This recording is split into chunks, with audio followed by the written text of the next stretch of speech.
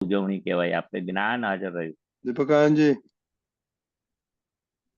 હા હું મૂકું છું. હો દીપકાનજી, જય સચ્ચિદાનંદ.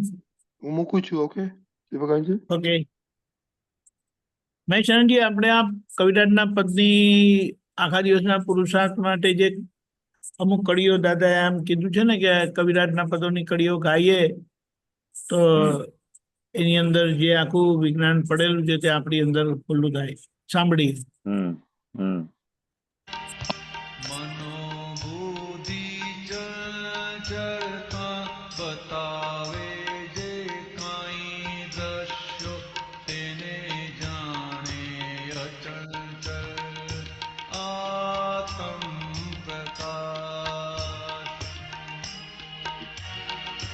દાદા પાસે બેસવાથી ગમે તેવી અવસ્થામાં શુદ્ધ થઈ જાય બધા શ્વાસોશ્વાસ. આપ સ્વજન તો તેને રે કહીએ જેના પર મૂકી શકીએ આપણે વિશ્વાસ.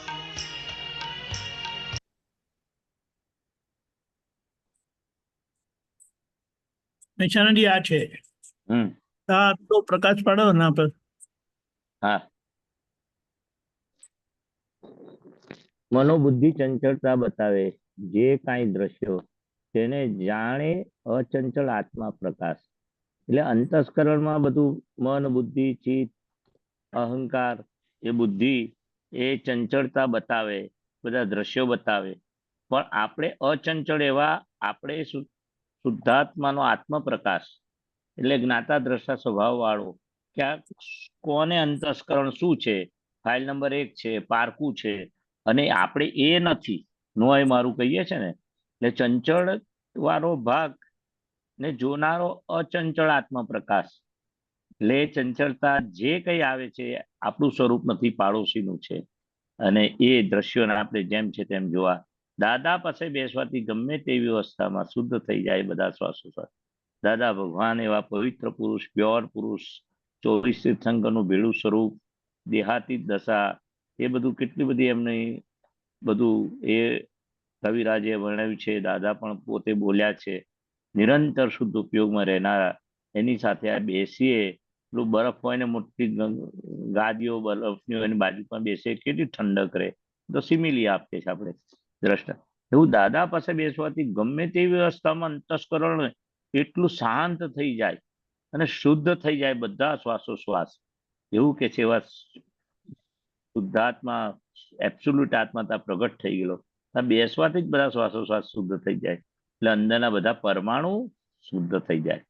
આપ્ત સ્વજન તો તેને રે કહીએ જેના પર મૂકી શકીએ આપણે વિશ્વાસ.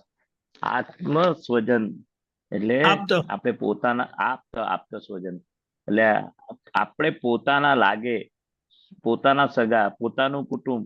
એવું આપ્ત એટલે પોતાના, સ્વજન એટલે આપણે સગા કહીએ, નજીક ના કહીએ.